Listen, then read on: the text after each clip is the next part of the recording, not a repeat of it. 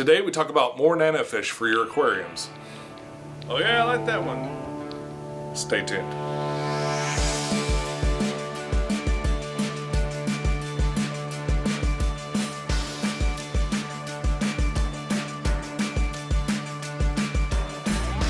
I am Clone Alpha and I'll be your pecktec today. I'll be Clone Beta, your co-host.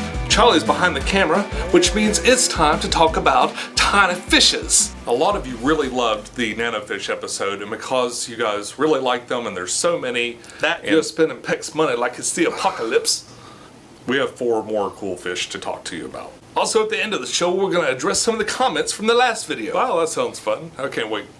We'll answer some questions. Where we left off with the 12-gallon Peck had declared that there would be no fish integrated into this aquarium until, of course, the plants have grown in fully. Well, since he's kind of away right now and things are sort of, I don't know, under new management, we could call it that. Well, I decided that we'll just go ahead and add fish anyway. So, anyway, after a few months, we decided to add cherry red shrimp. So it was about a month and a half of plants only.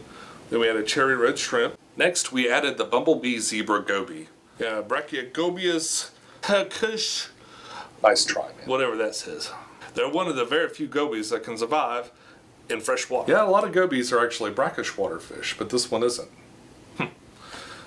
Another interesting thing is that he was mildly aggressive to my shrimp. He is territorial like most gobies. But after a day or so, he quickly integrated into the clan, and I haven't seen him really striking out at them since then. So they do keep their territory a little bit, but he and the shrimp seem to get along pretty well. He's a fairly picky eater too, and will only eat frozen live foods. I'm talking things like bloodworms and frozen brine shrimp.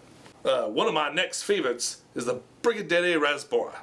One of the tiniest fish I've ever seen. Oh, I really wish the store had more of those. I bought all they had, which was only 3.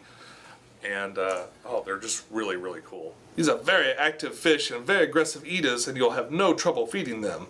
Although they like live foods like the others. Now, filming them, that's hard. They're very small, they're very fast, and they're very active. That's true.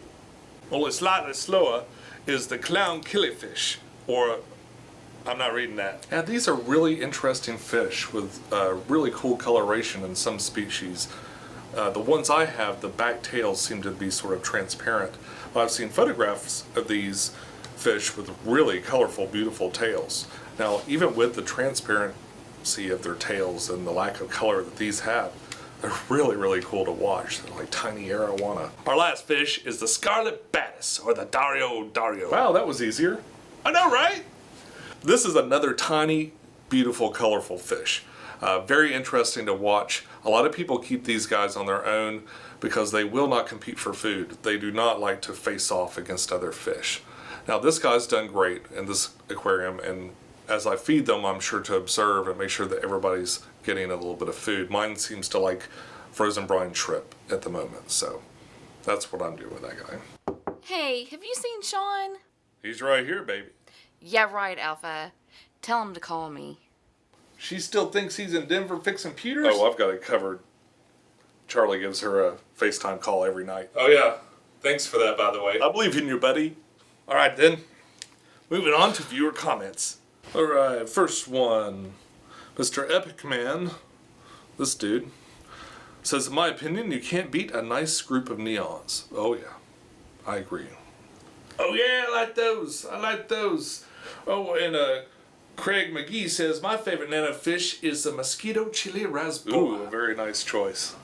That sounds nice. Okay, Ashley W. writes, well, she writes a pretty long comment, but she had a really great question for the community. Basically in regards to, well, let me just read it. I'm curious to hear others' opinions regarding lifespan and size. Are there any small nanofish that you all have kept for a significant number of years? As for larger species, which do you find live the longest and are your favorite? So far, our longest lived fish is the white cloud mountain minnow, with maybe the exception of a few ottos. Unlike a dog, the bigger a fish gets, the longer it's going to live, in general. And also because in your world, anything with a mouth big enough will eat you. Jamie Holloway. Love bumblebees, one of my favorite catfish. They are great, but does yours hide all the time? I thought mine was dead for the longest time, but no, he was just hiding. Let's see here. Jean Rosa. Wow, this video was after my own heart. I'm all about the microfish. I personally had the thread-finned rainbow fish. Wow, that's really cool. Yeah, that's one I definitely wanted to look into. That does sound nice. That does sound nice. I like that thread fin. Well, folks, that's about all the time we have for today's show. Be sure to tell us your favorite fish, Nano fish, in the comment below. And until next time, follow your bliss.